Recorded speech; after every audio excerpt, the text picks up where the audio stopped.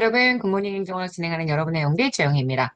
자, 우리 오늘 47강의 내용 51차입니다, 벌써. 저희, 결산 절차에 대한 내용들 하나씩 정리할 거고요. 133번부터 들어가 보도록 하겠습니다.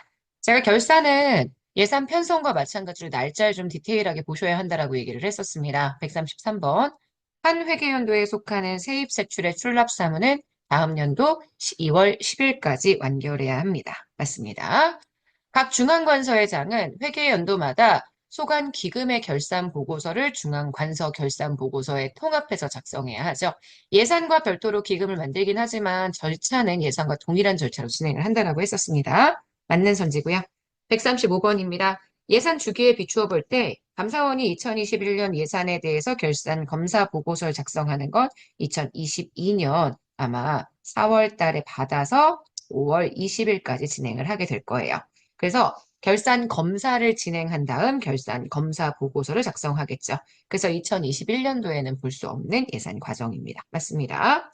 자, 136번 우리나라의 예산안 편성 지침에 중앙관서별 지출 한도를 포함해서 통보할 수 있는 총액 배분 자율 편성 제도가 도입되어 있죠.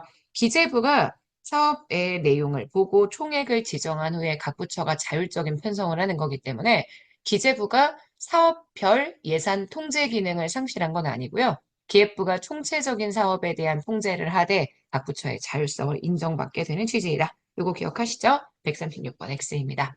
자, 137번입니다. 정부가 예산안 편성 시에 헌법상 독립기구와 감사원의 세출 예산 요구액을 감액하고자 한다면 국무회의에서 감사원장의 의견을 구해야 하죠. 맞습니다. 자, 138번이요. 각 중앙관서의장은 그 소관에 속하는 다음 연도에 세입세출 예산, 계속비, 명시유월비, 국고 채무부담행위 요구서를 작성해서 매년 5월 31일까지 기재부 장관에게 제출해야 합니다. 138번 맞는 선지고요. 자, 139번. 예산의 편성 및 의결, 집행, 그리고 결산 및 회계 검사의 단계가 일정한 주기로 반복되는 것을 우리가 예산 주기 또는 순기라고 합니다. 여기까지 맞아요. 우리나라의 예산 주기는 통상 3년입니다. 그래서 요거 X. 140번입니다. 추가 경정 예산은 예산의 신축성을 확보하기 위한 제도죠. 맞습니다. 최소 1회의 추가 경정 예산을 편성해야 한다. 이런 얘기 없습니다. 제가 추경에 대해서 항상 얘기했지만 얘는 횟수에 대한 언급은 없습니다. 다만 사유에 대한 언급 있죠. 함부로 편성할 수 없다는 건 알고 계시겠지만 횟수에 얼마 이상을 해야 한다, 얼마만큼은 하지 못한다 라는 종류의 내용은 없다는 거 알고 계실 거예요. 그래서 요거 X입니다. 141번이요. 정부 예산 편성 과정에서 기획재정부는 예비타당성 조사를 실시해서 정치, 경제적 이해관계를 포함시킵니다. 배제되는 게 아니라고 했어요. 그래서 예산 배분의 타당성을 검토한다. 그러니까 이걸 포함해서 예산 배분의 타당성을 검토하죠. 그래서 141번 틀린 선지입니다. 자, 정부회기의 발생주의는 정부의 수입을 현금의 수치, 정부의 지출을 지출 원인 행위 시점, 지출 원인 행위 시점은 맞는데요.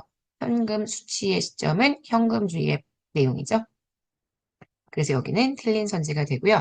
그럼 발생 중에는 정부의 수입을 어떻게 본다고 했느냐? 정부의 수입을 일반적으로 납세 고지 시점으로 본다고 얘기를 했습니다. 143번입니다. 정부회계 기장 방식 중 하나의 거래를 대차평균 원리에 따라 차변과 대변 양쪽으로 이중 기록하는 방식을 우리는 복식부기 방식이라고 얘기를 합니다. 144번이요. 정부회계 기장 방식 중 복식부기에서는 계정 과목 간의 유기적인 관련성이 있어요. 그래서 차변했으면 반드시 재변에도 써야 합니다. 그래서 차변과 대변 양쪽을 대차 대조하면 상호 검증을 통한 부정, 오류들을 발견할 수 있기 때문에 맞는 선지가 됩니다. 자, 우리나라 국가재무제표 중에 재정상태표, 재정운영표 모두 다 발생주의 복식부기가 적용되는 국가재무제표의 내용들이죠. 재정상태표는 아시겠지만 우리 자산과 부채, 그 다음 재정운영표는 수익과 비용인데 이 자산, 부채, 수익, 비용이 모두 다 발생주의 복식부기에 해당하는 내용이라는 거 알고 계실 거예요. 그래서 이거 X입니다. 발생주의 회계제도는 미지급금, 지급을 아직 안 했습니다. 혹은 부채성 충당금, 부채를 통해 돈을 충당했습니다. 이거 모두 다 부채로 포함시키죠. 그래서 부채의 크기를 정확하게 측정할 수 있다는 장점이 있습니다. 자, 중앙관 정부의 결산 보고서에는 아시겠지만, 예산 회계가 있고, 재무제표가 있고, 그 다음, 우리, 성과 보고서의 내용이 있는데, 지금 보시는 재무제표 내에는 재정상태표, 재정운영표, 순자산 변동표가 있습니다. 재무회계의 발생주의 복식보기 방식이 사용이 되고요. 예산회계에는 현금주의 단식보기의 방식이 적용되기 때문에 지금 보시는 요거 맞는 선지가 아니라 틀린 선지네요. 재무회계와 예산회계를 구분하셔야 되는 내용이어서요. 148번은 X가 됩니다. 자, 여기까지 보시면 우리 오늘 굿모닝 행정학 모두 다 마무리입니다. 결산 절차는 좀 까다롭게 느껴질 수 있으니까 선지 하나하나 잘 분석하면서 내용 정리해 주시고 그 다음 회계 방식도 반드시 이해하신 다음에 정리해 주셔야지만 좀 쉽게 쉽게 내용이 보일 수 있을 거예요. 반복이 힘입니다. 아시죠? 네. 자, 여기까지 해서 우리 오늘 굿모닝 행정학 마무리하도록 하겠습니다. 내일 아침에 만나도록 할게요, 여러분. 우리 주말 됐다고 힘 빠지면 절대 안 됩니다. 주말일수록 더욱더 힘내서 공부해 주셔야 돼요. 자, 오늘 하루 정말 잘 보내시고 여러분 것으로 온전히 만드세요. 내일 아침에 만날게요. 여러분, 안녕.